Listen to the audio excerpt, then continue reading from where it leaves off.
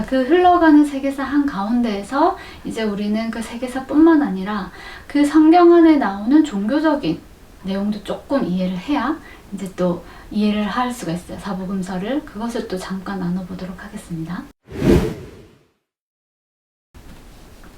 자, 로마가 다스리는 이 한 가운데에서 아까 내전도 일어나고 또 분봉왕이 우리를 다스리기도 하는 그 상황에서 자, 어떤 일들, 어떤 사람들이 일어나냐면 우리가 말씀을 지키지 못해서 이 하나님의 말씀대로 율법대로 살지 못했기 때문에 우리가 나라를 잃어버렸다라고 침통해하는 무리들이 있었어요. 네, 그 사람들이 누구냐면 바로 바리새인들입니다. 이 바리새인들은 사두개인이라는 말이 성경에 나오거든요. 이 비슷한 무리예요. 근데 이 사두개인은 모세오경만 인정하는 무리들이에요.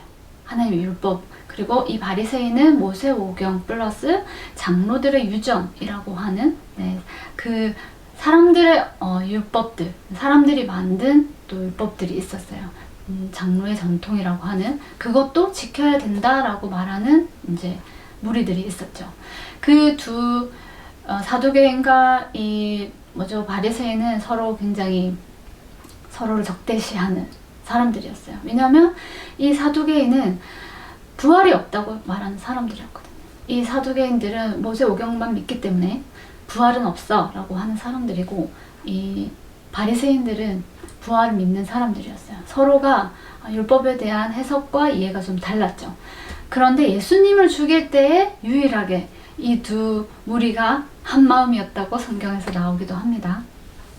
사두개인의 특징은 부활이 없다고 믿기 때문에 현생에 지금 생에 굉장히 많은 마음을 투자하고 지금 생에 누리는 것이 중요한 사람들이었어요.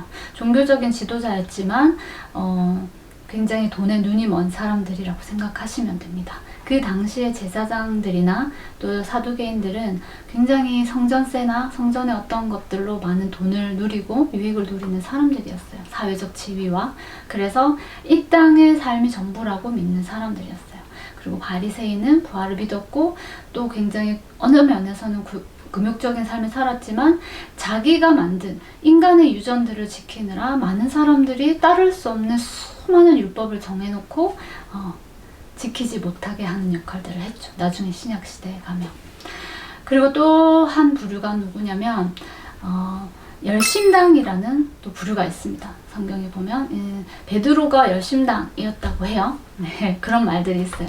이 열심당은 뭐냐면 어떤 면에서는 게릴라전 같은 폭력을 통해서 이 로마를 이기자 이런 사람들, 로마에 대항해서 우리가 우리나라를 다시 되찾자 하는 그런 독립투사 같은 사람들이었어요.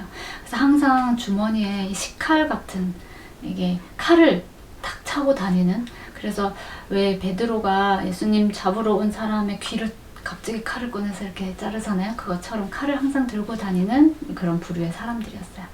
그리고 또 한 부류는 그 쿰란 공동체라고 해가지고, 그 쿰란 공동체가 뭐냐면 이 땅에 소망이 없다. 이제 그러고 이 땅을 떠나서 저기 동굴 같은 데 들어가가지고 하나님의 말씀만 파고 그 말씀을 필사하던 사람들이 있어요. 에세네파라고 합니다.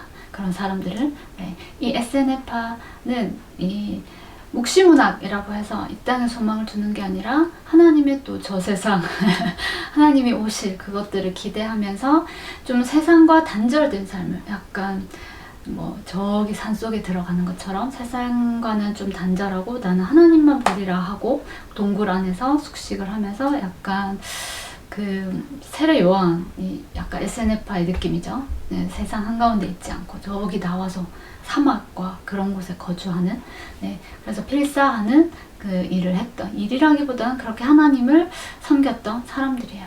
그래서 이 에세네파 사람들이 썼던 사본, 사의 사본이라고 하는데, 쿰란 그 지역에 보면, 쿰란 공동체가 쓴 사람, 그 사의 지역에 보면 하나님의 말씀을 쓴 사본이 발견돼가지고 또 막 그걸로 성경을 이렇게 발견하는 일들이 있거든요. 네.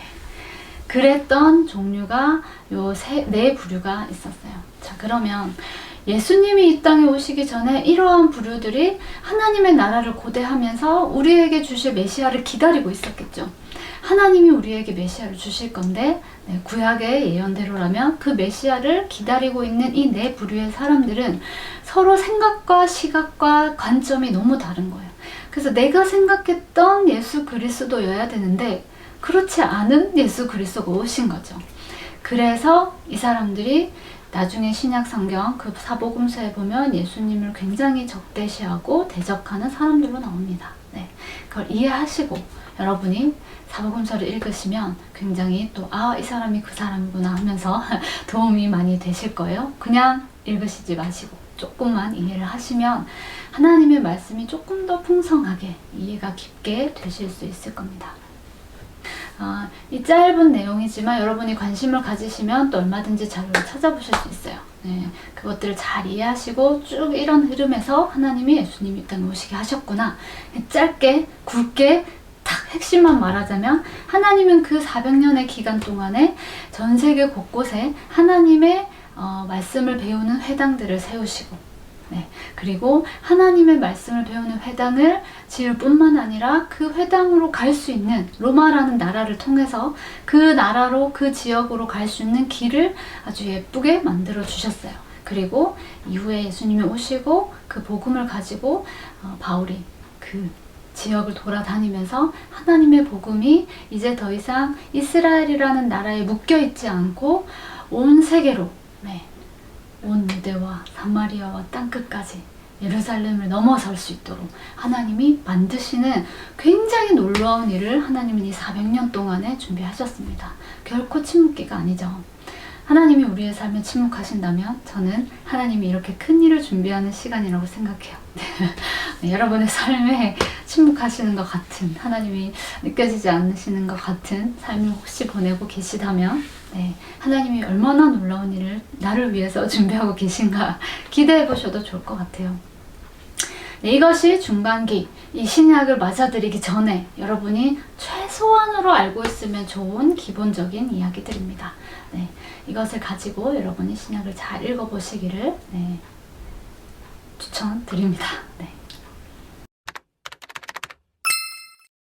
이런 고민이 생기는 거죠. 그 예수님은 한 분인데 뭐 이렇게 복음서를 4개나 쓰지? 이런 생각이 들 수 있는 거예요.